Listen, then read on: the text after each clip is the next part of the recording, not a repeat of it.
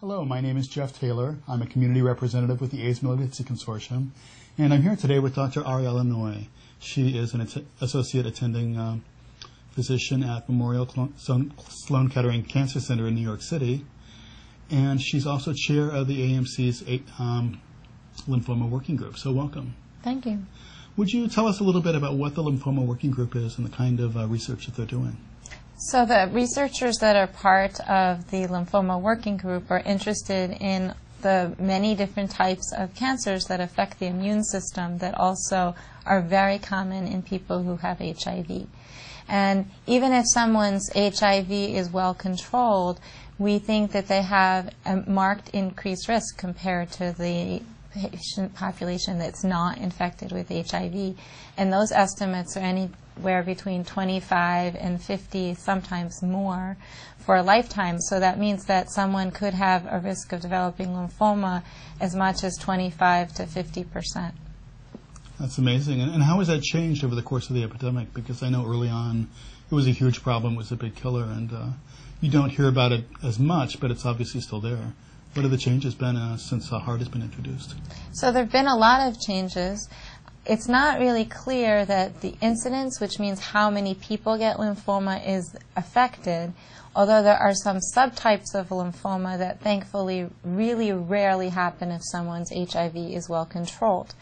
But the most common kinds of the most common diffuse large B-cell lymphoma, for example, or Hodgkin's disease, are still very much a problem in people who have well-controlled HIV and are on HAART.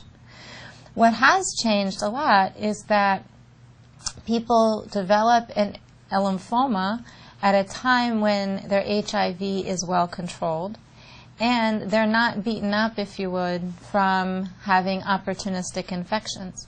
So, in effect, the treatment that we're giving is much more beneficial to the patient because they can tolerate the therapy and then go on to live a normal lifespan. So what are some of the some examples of the kinds of studies you're doing right now to look at lymphomas? So currently we have a fair number of studies. One that's very important that just opened up is a study looking at people who've never been treated for their lymphoma and have the most common type, which is a diffuse large B-cell lymphoma. If someone does not get treatment for that kind of lymphoma, they don't usually live for more than a year. But with treatment, we think that the success rate approaches 75% cure rate, but we would like to improve that.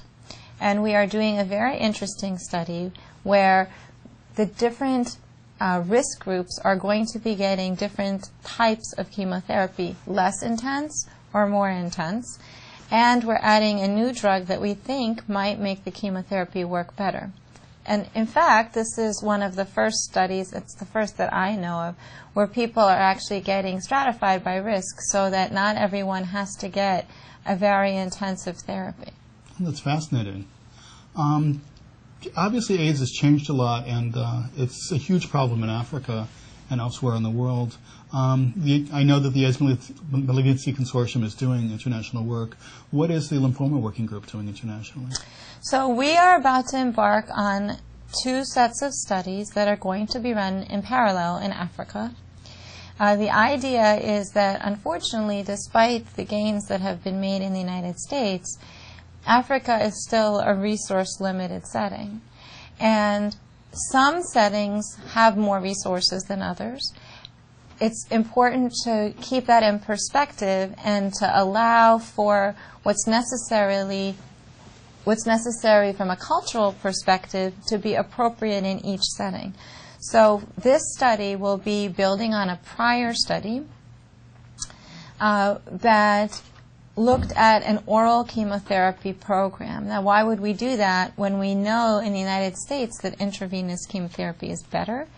The answer to that is that we can't enforce what we do in the United States in areas that cannot provide that.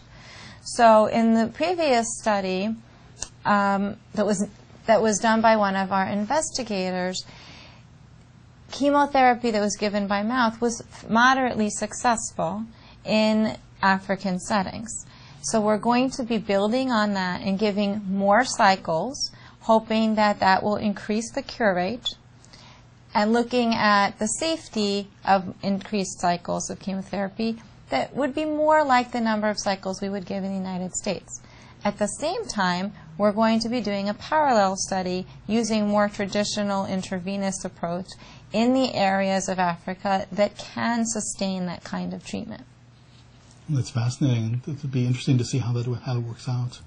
Well, thank you very much for sharing your time today and the activities of the Lymphoma Working Group. We look forward to looking at the results. I hope people look at the website because there are other studies that we want to share with them too.